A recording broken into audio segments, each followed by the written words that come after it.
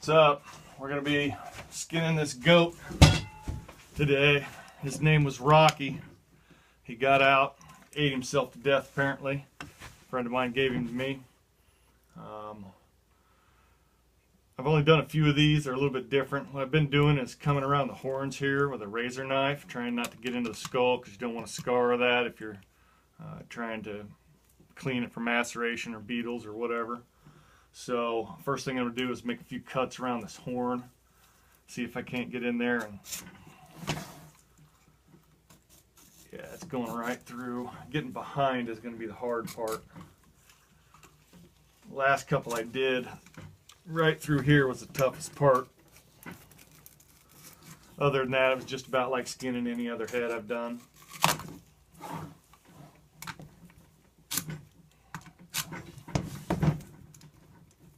Now, what you might not know about these horns on these goats is a lot of these animals have horns like this. Now, like antlers, these horns will come off and there's a bone underneath.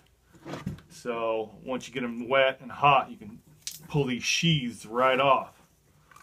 And so what I'll do is I'll throw it in their hole like that, and then I'll check the maceration bucket at some point and peel the sheaths off. And honestly, I don't know if the bacteria from maceration will eat these horns or not. I've got a small goat kid in a tank right now. I'm going to open up pretty soon, and we'll see about the sheaths or not. Now I'm trying to be careful not to get into the skull here. Rocky here is stinky. It's not because he's rotting, it's because he's a buck and he smells like testosterone. Very gamey.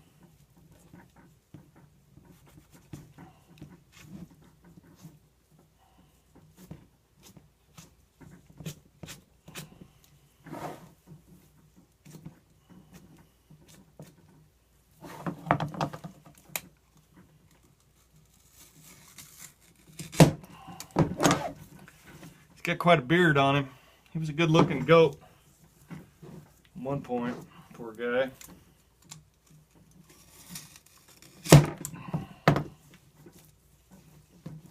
It's tough.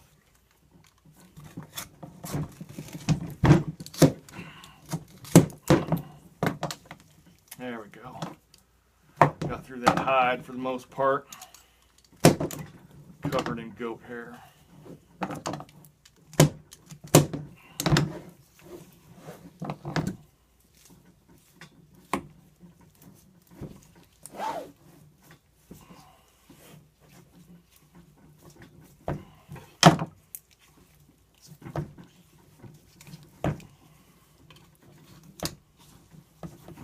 The last goat I did found a nice big cyst behind its jaw on the right side.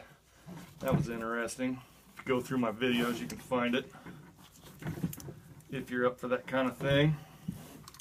Make a little cut along the bottom here just to peel it back.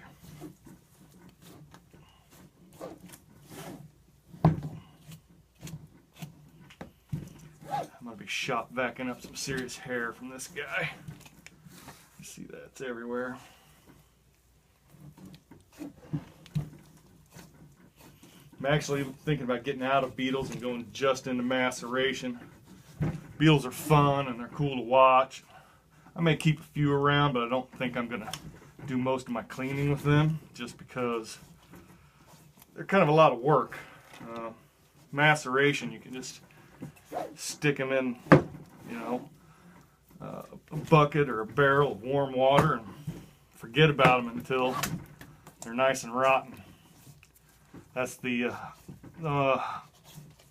difference between the bugs and the maceration that I've found, is that maceration is one of the foulest smelling things I've ever smelt, and I've got an iron gut. I was wearing a kind of a cheap little respirator.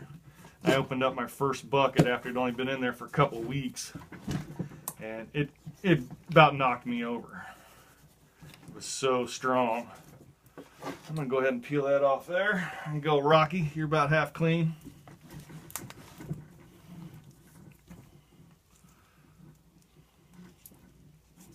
It's a little jerky-ish right there. Oh man, he smells like a buck. Stinky. Get those up here.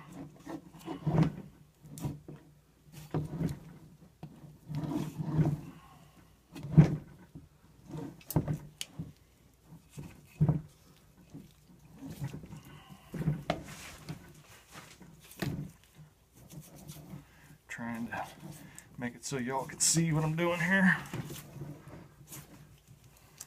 There's the ear right there.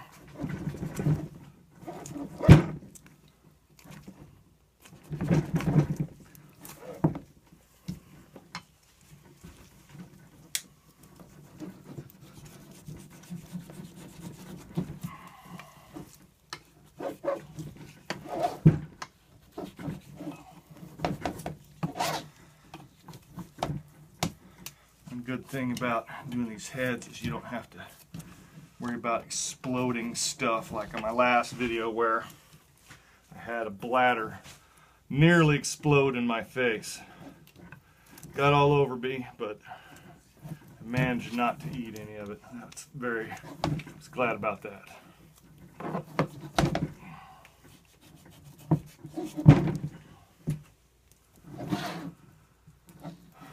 This is, you know, these kind of animals aren't too bad. Birds are not a lot of fun. Excuse me, to butcher. Goat hair in my throat. Because you have to dunk them in order to pluck them. Hot, shit-covered birds is not real awesome. That gets all in your face, and your mouth, and your eyes. You got to wear glasses, or else you could get infection in your eyes. It's pretty filthy. I love me some bird meat though, so I put up with it. Let's see if we can get under his scalp here.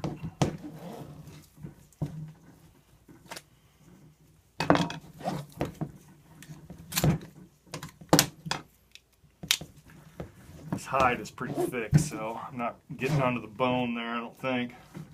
Guess we'll find out later for sure. Knives are getting dull. There we go.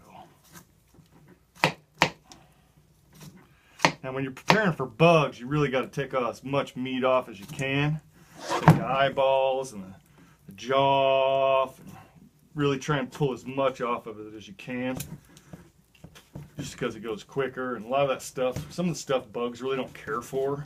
Then you have to rehydrate it, and you know, it's part of the reason why I'm thinking about getting out of bugs. They're fun, they're cool to watch, but they are a lot of work. And they still smell too, so. Maceration, at least you only have to kind of smell it once when you peel that lid off.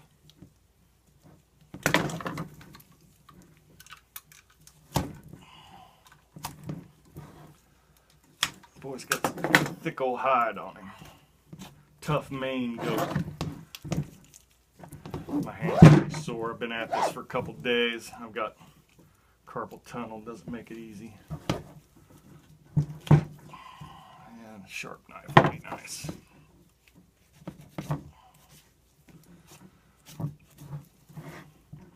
And again, I know I've said it before, but I take off this hide just to make the process a little bit quicker. It's, you know, if you're just down to the meat and fat and whatnot, I think it, you know, I don't know for a fact, but I would think it would macerate quicker. So that's my theory anyway. You know, goats don't have top teeth, they have a pad. You can see that there? Just a little pad. You still don't want to let a goat bite you, that shit hurts.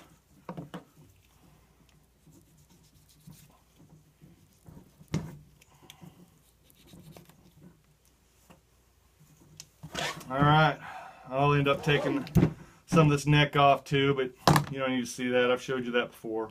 Plus, it'll make the video too long for YouTube, so thanks for watching.